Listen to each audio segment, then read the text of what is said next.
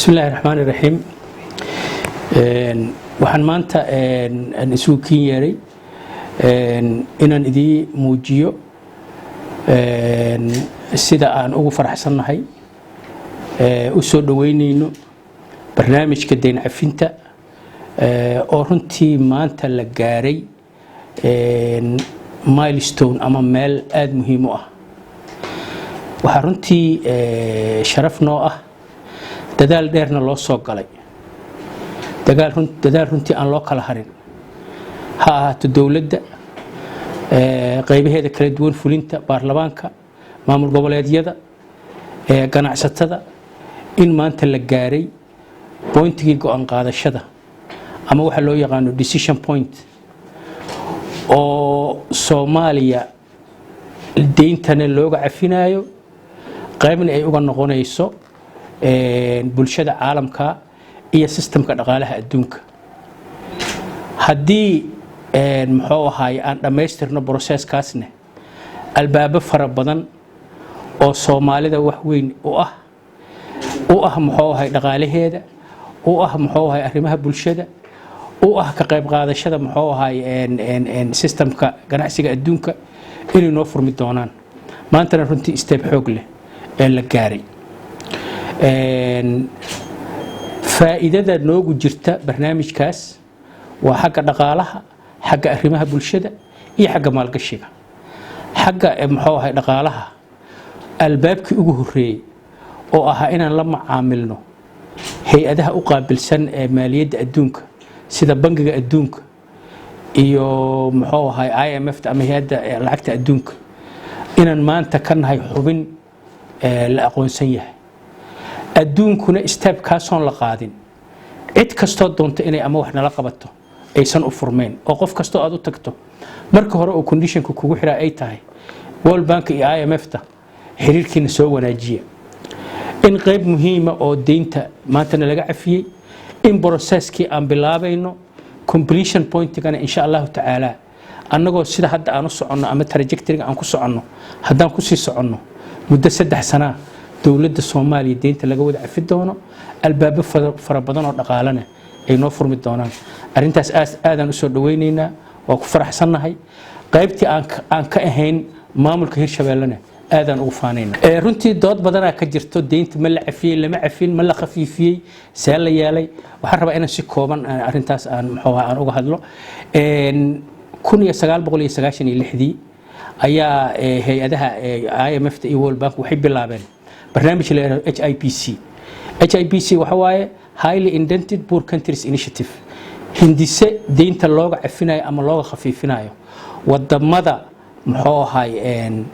aadna muxuu ahaay deyn badan u qaba faqiirna ah. 3 process ayaana loo kala qaybiyay. processka koowaad waxa waaye in IMF-ta iyo World Bank horta xiriirkii la wanaajiyo oo albaabkii laga bilaabayo ayaga waaye. hadda ka hor waxaan ahayn dadka kooran systemka adduunyada aan muxuu ahaay ka qayb ahayn bangiyaduna adduunyada ka xiran LC aan la furi karin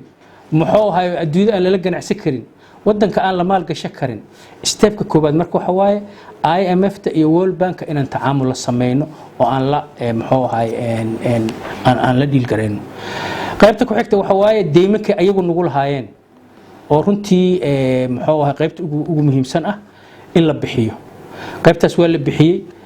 runtii dadaal dawladdu ay u gashay wadamo saaxiiba iyo deeqayaal badan ayna damaanad qaadeen ayaa lagu bixiyay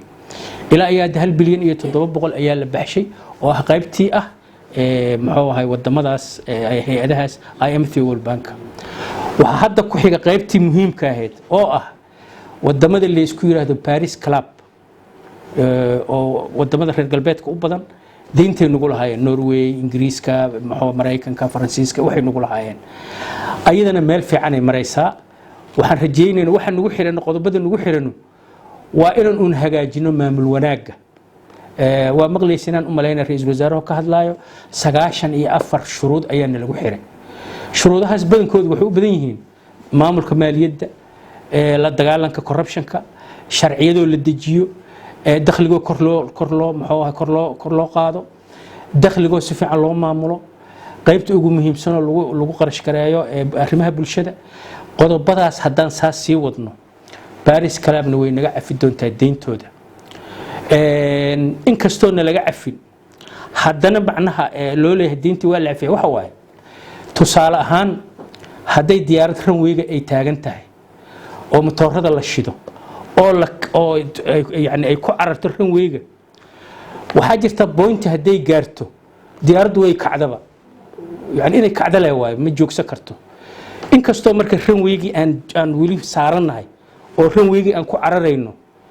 critical pointigii take off kan joognaa in dhibaato dhacdo oo jidka aan ku socono wadanku ka leexdo oo mashaakil kale ay dhacaan oo yani muxuu ahay ballamadii aan qaadna aan ka baxno oo dhibaato dhacdo ma ogiye ma muuqato wax in deyntaas la cafiyo naga hor istaagayo saasa marka loo leeyahay deyntii waa la cafiyay laakiin deynta cafinteedu waxay dhamaanaysaa markaan gaarno completion point qaybtii ugu horeyso decision point-gan haddaan gaar deyntu saddex shay oo waaweyn ayay wadankeena ku soo kordhinaysaa dadku waxay focus ka saaraan ama tooshka ku ifiyeen dawladda xaggeeda waxa ka muhiimsan saameynta ay ku yeelan doonto ganacsatada iyo business community-ga oo suurtagal ay noqon doonto inay maalgashi raadsadaan inay shirkado la xiriiraan inay ayagu soo qaataan deyn ay wadanka ku maalgeliyaan مثلا wadankeena yani diasporada guryaha ay dhistaan iyo howlaha ay maalgeliyeen darteed hanti fara badan baa waxa noogu jirta مثلا real estate guryo fara badan oo waxa arkaysa malaayiin dollar lagu dhisay oo yani cid degan iyo aan aysan jirin ijaar yar laga qaado markii ugu horeysa waxa suurtagal noqonayso gurigaada inaad intaad damaanad dhigato bangiga LC ka furato bangiga aad sokor uga soo iibsato Brazil gurigaada kuugu yaal Garowe gurigaada Xamar kuugu yaal gurigaada kuugu yaal Qoryooley gurigaada kuugu yaal Kismaayo inaad muxuu ahaa intaad rahan bangiga u dhigato LC ku furato LC gaas aad wax ku soo iibsato waxa kale oo muhiim ah oo muxuu ahaa noo suurtagal noqonaysa mardhow inaan qayb ka noqono hay'ad la yiraahdo oo MIGA waxa waaye multilateral investment guarantee agency oo World Bank leeyahay oo ah hay'adda damaanad u qaada maalgashiga hadda wadankeena waa laga cabsi qabaa political risk yaa looga cabsanaa amni darra looga cabsanaa waxa suurtagal noo ah in aan hay'addaas intaan ku biirno waxa insurance aan u qaadano horta muhiimadda ugu weyn iyo faa'iidada ugu weyn oo naga soo gali doonta waa taas waaye waxa kale oo suurtagal noo ah awal waxaan ka shaqeyn jirnay samafal iyo mashaariic yar iyo inaan mashaariic waaweyn oo jidad leh oo dekada leh oo airport leh in la maalgeliyo wadankan 30 sano oo dhibaatadu ay ka jirtay waxa burbur jidadkii ku dhacay 25,000 kilomitir ayaa u baahan in la dhiso 25,000 kilomitir sida hadda aan nahay anagoo ah ma u helayno maalgelin tan ugu dambaysa waxa waaye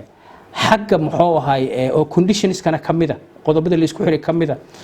in deyntaas laga qafiifiyay darteed lacagaha ama aan raise gareyn doono ama deeqbixiyaasha aan ka heli doono inaan ku jiheyno arrimaha bulshada sida waxbarashada sida caafimaadka sida amniga sida muxuu ahay ii sheeg wax soo saarka beeraha marka faa'iidooyinka ay leedahay deyn cafintaanu waa ka weyntahay deyn la cafiyay iyo deyn la qaadanayo deyn qaadashadu kama duwana dawladdu qofka shakhsiga kama duwana hadii adiga deyn lagu leeyahay oo buugaagta laga xiro oo meel aad deyn ka qaadato aad weyso horta waa in deyntii hore aad iskaga maareyso inaad deyn qaadato kale iyo inaadan qaadan aday kugu xiran tahay waxay kugu xiran tahay inaad deyntan mesela sida hore u sheegay badankeedu wuxuu u badnaay dagaalkii qabooba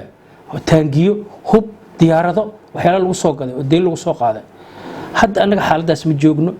waxana laga rabaa deynta aan qaadanayno inaan u isticmaalno maalgashiga inaan u isticmaalno kaabayaasha dhaqaalaha inaan u isticmaalno arrimaha bulshada caafimaadka waxbarashada marka deyn waa qaadanaynaa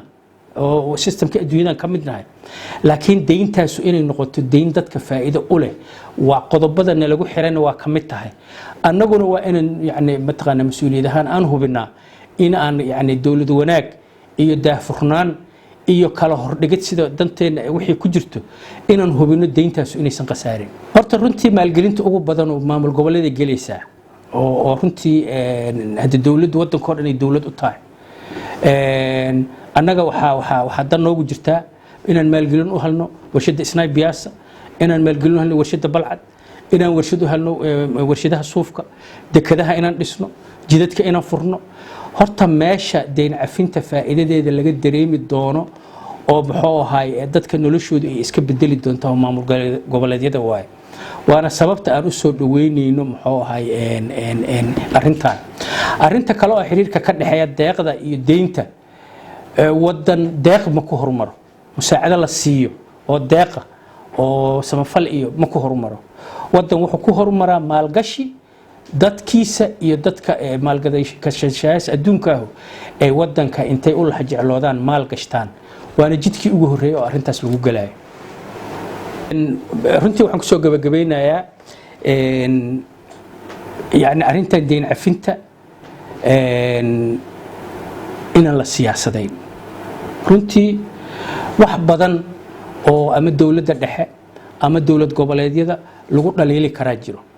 bini aadan waay qofku hadduu shaqeeyo wax wanaagsan waa qabana waxna waa lagu dhaliilaa. processkan dhaqaalaha iyo processkan la maray runtii waa process ka weyn siyaasad,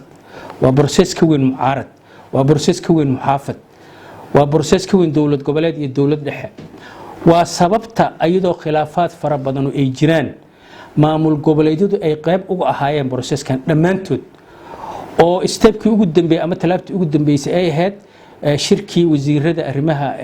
maaliyadda ee dawladda dhexe iyo dawlad goboleedyada ay isugu tageen magaalada Addis Ababa oo go'aankii ugu dambeeyay ay ku qaateen. marka